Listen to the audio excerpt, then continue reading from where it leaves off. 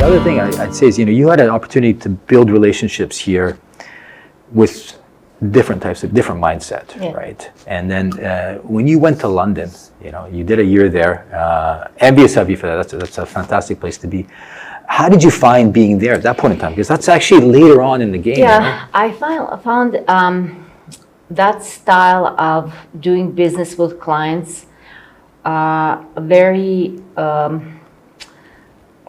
formal, very structured, and position-based. For example, your relationships you were building with a CFO or CRO, restructuring officer, when they moved away from their position, that was it. That person, you were not expected to continue any kind of relationship with that person. You just moved on to the next position, which is so different than what we are used to here, because we have, reason we have kept these clients all these years is because, and we've gained new ones, is because the people we built relationships in these companies either remained in those companies, or when they moved on to other companies, they engaged us because of the personal relationship. And Zagreb is a small town.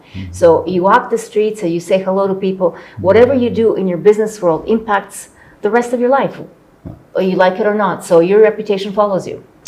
And that was very different in London. I found it very impersonal, very formal, and I like this more unstructured and more personal touch to it. Personal touch to it, yeah. Yeah, I'd agree that the other part we have to say, and I think we've all seen it, is our alumni also moving on and becoming successful people in the business community, and eventually becoming clients in many shapes or forms. And a lot of that, as you said, you keep those relationships going. You don't burn bridges. Even when somebody leaves, we try to have it leave on a very positive note and maintain that relationship going forward, right?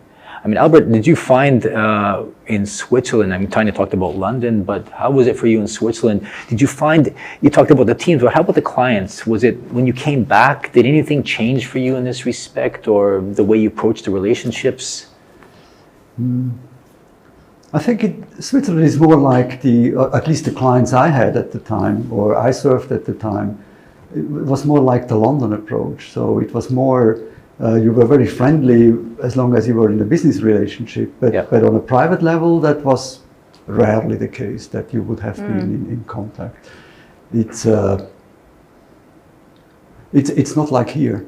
It's completely different. It's a different world. And of course, there's always you have to be careful. I mean, there's the independence issues and everything, but I think we're all aware of those, as are our clients. So, I don't think we cross the borders. But the level of relationships, the breadth of the relationship, I think here is wider than it is in maybe the Western.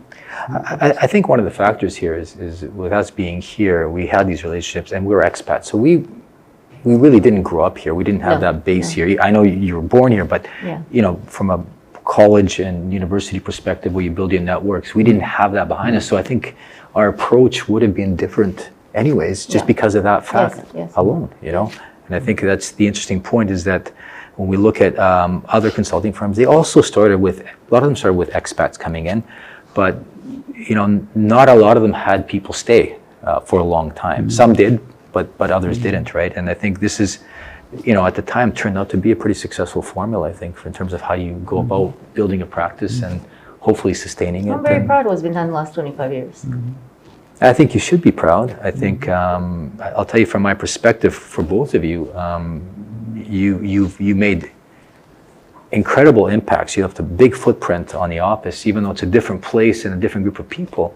But, the culture you portrayed, the culture you lived, is still with us today in some shape or form. There's other people here who are, believe it or not, there's other people in the office who are older than me, and they're around and they remember this. They remember both of you, and that's that has stayed. And those are things that they have passed down, and I've tried to pass down to other people as well, to keep that sort of culture alive, which is really, I think, a very humane culture at PwC. I think so too.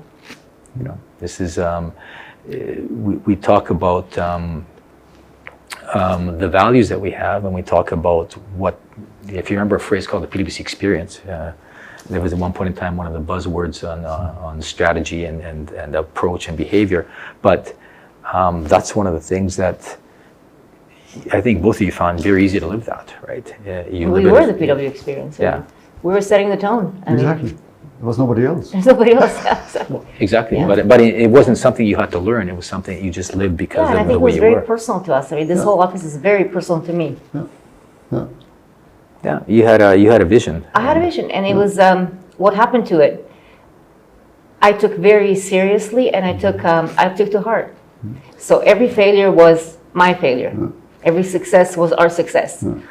And I'd like to think that going forward, it will continue to be a business which is run, taking care of their people as a family and friends, as opposed to just purely numbers game.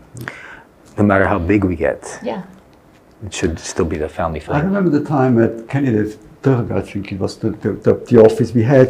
We could actually see each other sitting at the table, and in between was Branka with her office. So when the doors were open, we could actually see each other and and speak to each other when there was an issue or something to discuss. Yeah. That was very, very helpful. Yeah, very open relationships, and a lot of, I think, we joke about it, but you know, these lunches, janjetina, these type of things. But it's about building genuine trust and relationships and friendships. Actually, I think, you know, that's what we haven't said. It's really friendships in the end. It's not just relationships with clients. It's friendships. And having friends you work with, friends you care about around you, right, the whole time. I mean, you know, we go back a long time, and Albert, we've all known each other now for over 20 years. We've all kept in touch. Yeah. And there's other people within the firm that we're in touch with.